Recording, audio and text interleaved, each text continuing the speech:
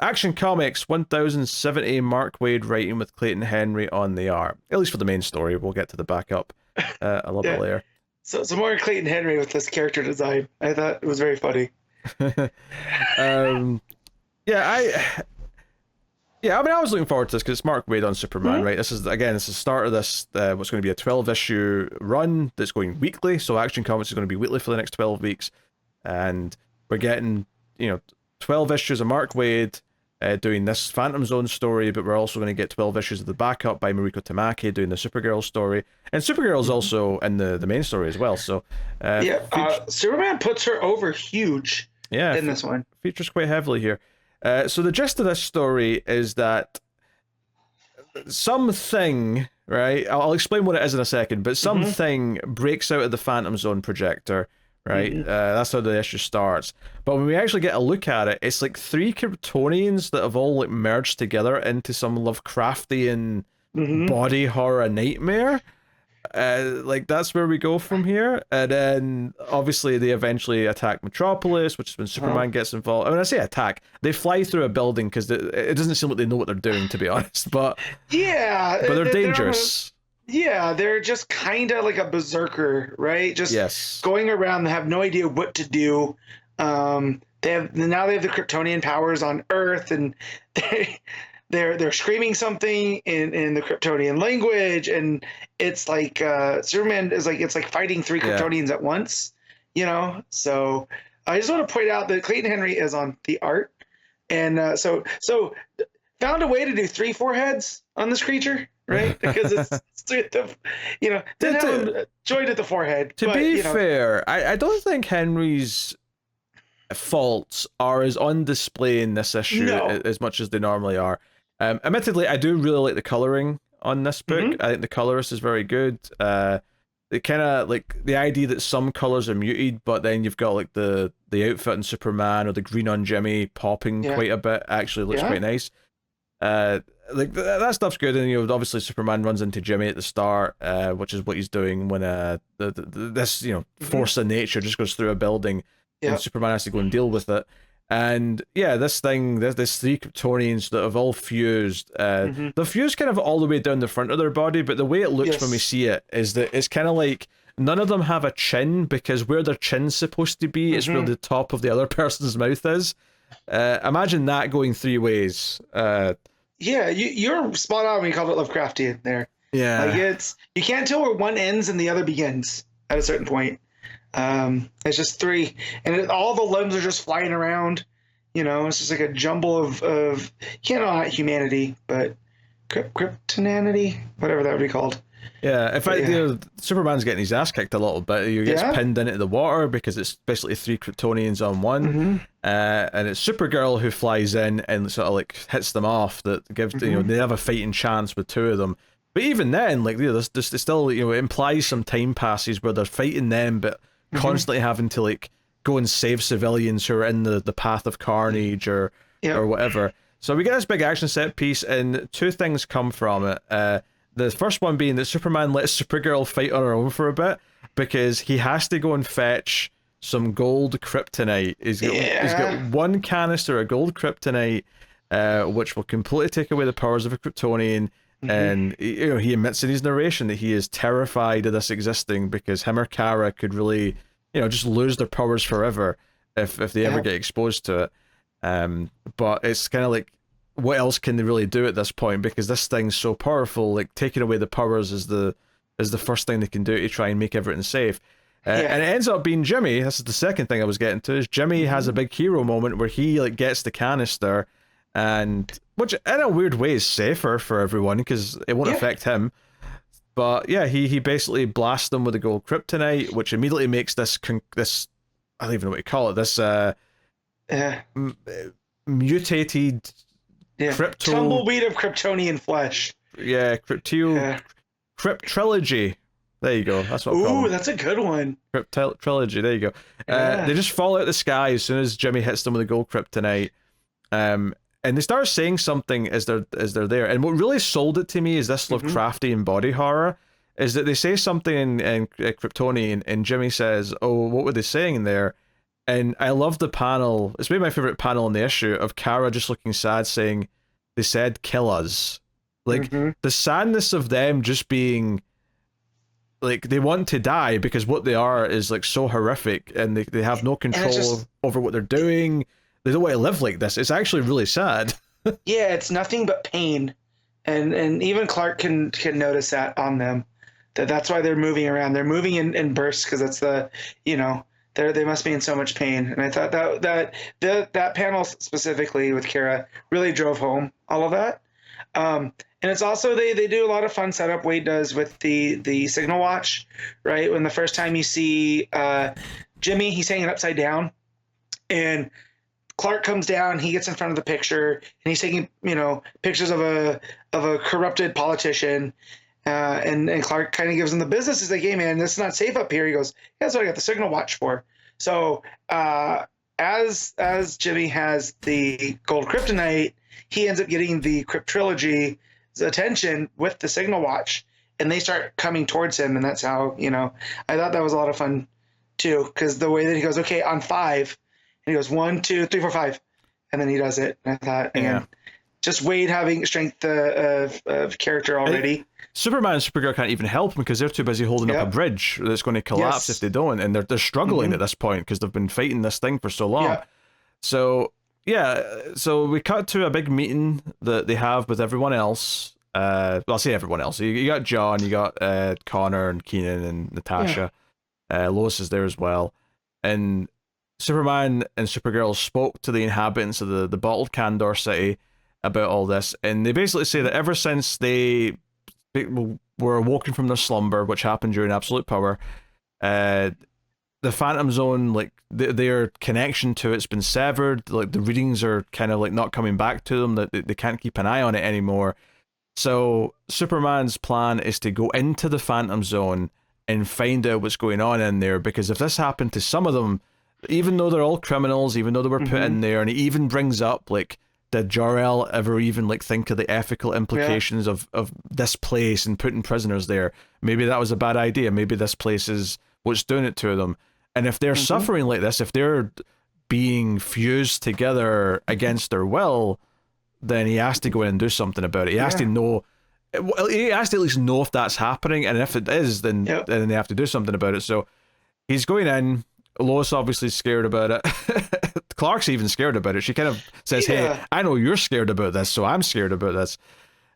So he promises to come back, and it's a whole thing. And the final page of the story, as he's saying he'll be okay, is like 4 Kryptonian villains all waiting with big cannons, just waiting for him to arrive because they're expecting him. Which kind of makes me think that maybe some of the villains just did this to the others as a trap. Like they did this to their fellow prisoners, which is horrific in its own right. So it's not like there's some weird thing going on inside the Phantom Zone necessarily that's doing this. There's some sort of force. It's just the other prisoners did this to them as a trap. Yeah, you put all the worst people in Krypton in one place and expect them not to learn new things, But that's the other thing that they mentioned too, that because they came out through an old Phantom Zone projector. Yes. And so part of the reason why Superman has to go in there is because if they can get out like that, he's got to find a way to stop that, or else it's just going to be a forever, a revolving door out of the Phantom Zone. That was the first reason, but then it kind of became the more moral one, which is that he has to sort of help them if this is happening to them. Yeah, and like I say, I was just guessing there. I could be wrong. There might actually, it might both be that the people in the Phantom Zone hate him and want to kill him, but also this thing did happen naturally. Well, maybe not naturally, but not by their hands. Right, and that's the thing that I like that someone points out to him too, is like, you are, the son of their jailer, right? Like if you go in there, it's going to be real heavy. Are you sure you can handle it? So that the moral implications there too, that, only Clark is the one that has the kind of fortitude to withstand this kind of stuff. It's Wade is really going out of his way to write this noble Superman. Yeah. No, liking the characterization, liking everything here. I also think this, as far as Clayton Henry goes, I do think this is maybe the best art I've seen from him.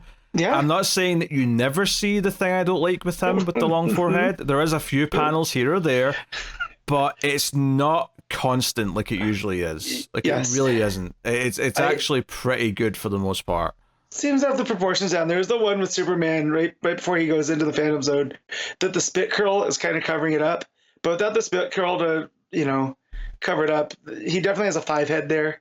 So, but that's also part of the charm of Henry's art, right? That it is good enough, and I'll deal with some of the stuff that we joke about, but it never fully detracts me from enjoying whatever I'm reading. Yeah, no. So yeah, but the point is though, better than normal. Like I was worried. I thought I would be more annoyed at it than I am, and it ended up being quite pleasant for the most part. So, credit where credit's due.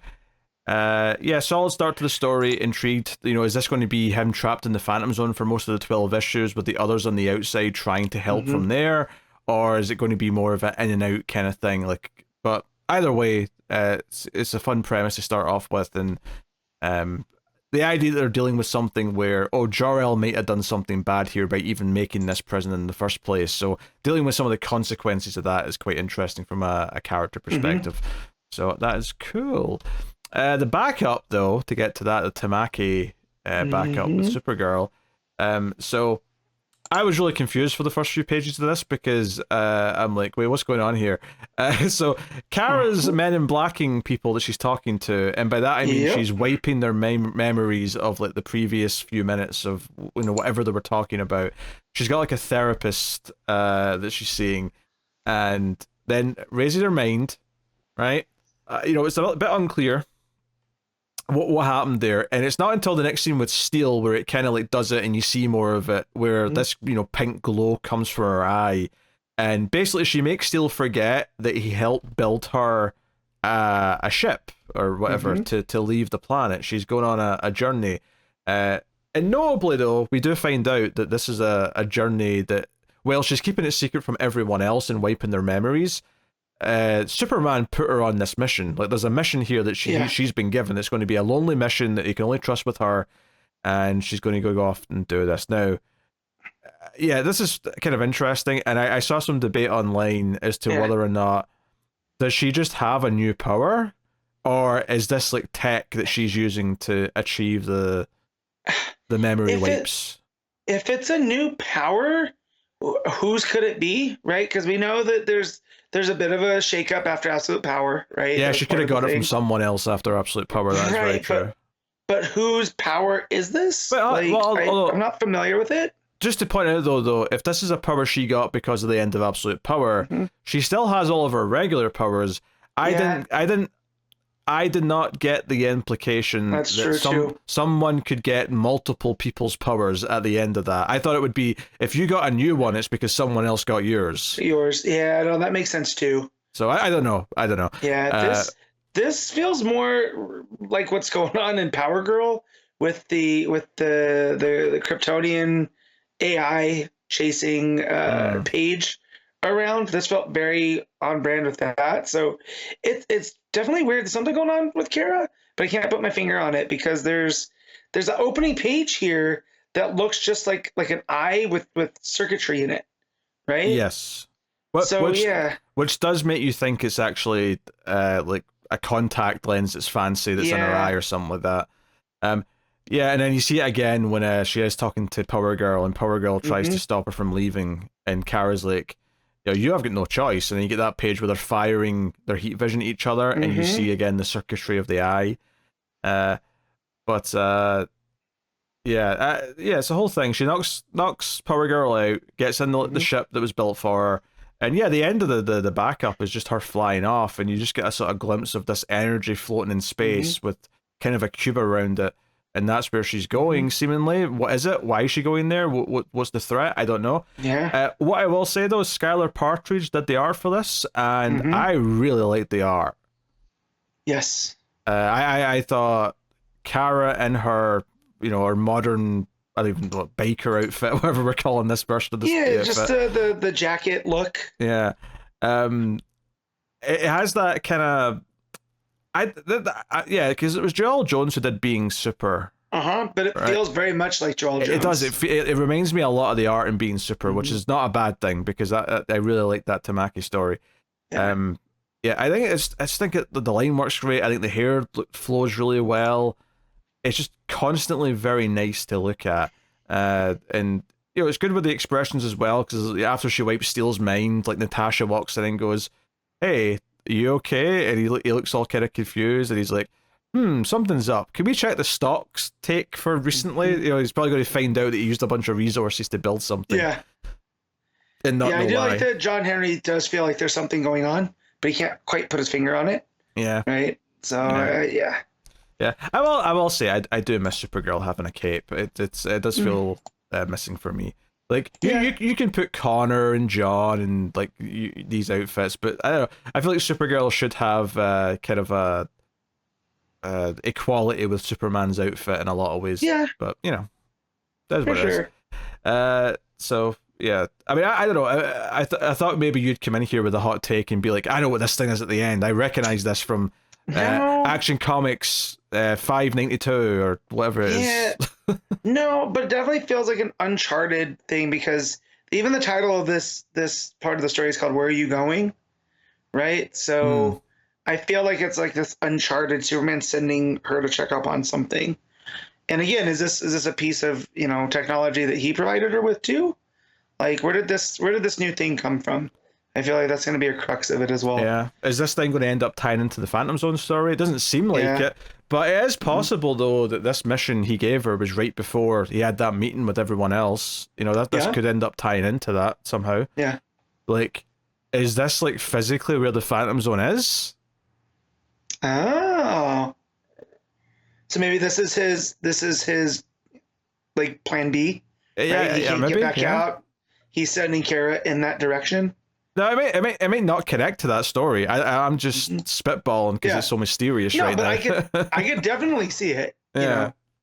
Yeah, curious. Yeah. Like this is like where the Phantom Zone, like, you can access it more physically rather than like through your magic.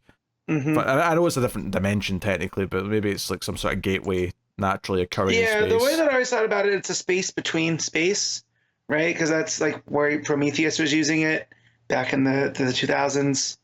I think he called it the Ghost Realm or something close to it, but it made it always seem to me like it was space between space. So maybe we can't access it physically without the projector, and that's Yeah. But yeah, I don't know. That's where I'm looking. I'm looking at the solicits down farther, and there's no tells down the way about if it's going to cross over or not. I would probably stay away from those anyway, especially since it's a weekly book. You could spoil like almost every issue by looking at solicits for later ones. Yeah, no, but I was just saying, like, if there's any tells of, oh, this is where if it crosses over, or if it's just purely standalone, But as I was reading, it looked like it was purely standalone, because it wasn't giving each of the Supergirl story things was like a sentence, But yeah, so very, very good. Yeah, no, SKYLAR Patridge, very, very good. I'm trying to remember where I've seen her art. I think it was in Wonder Woman, but it's always very strong, and it is very reminiscent of Joelle Jones. It's that the heavy ink work, and just the I'm trying to say the kind of classic character designs, right? Because at times I felt like I was reading Being Super, very similar. Her Kara and Joelle Jones's Kara, very similar. But yeah. Yeah, it felt like home. Looking at Kara looking like this. Yes. So, yeah. All right. What are you giving Action Comics? I'm gonna give us an 8. Yeah, I think I gotta go 8.5 again. I really like this. I think the start with this weird mutated Lovecraftian batch of Kryptonians was an interesting sort of kickoff to a story. Superman having a mission is quite clear, and trusting the rest of the family is kind of cool. To sort of like hold the fort down. Yeah, I did see someone online complain that like, are we forgetting that the 2 kids exist? And I'm sure they'll come back up at some point. But is Wade going to do something with them? Maybe not. Maybe Wade's got nothing he wants to do with them. But yeah. But it made it a big deal that Kara was the one that had to deal with things while Superman was gone, right? Like, that's why she comes in first, because he mentions John and Connor and Keenan aren't quite up to par like Kara is. So you wouldn't bring the kids around that, right? They're still little.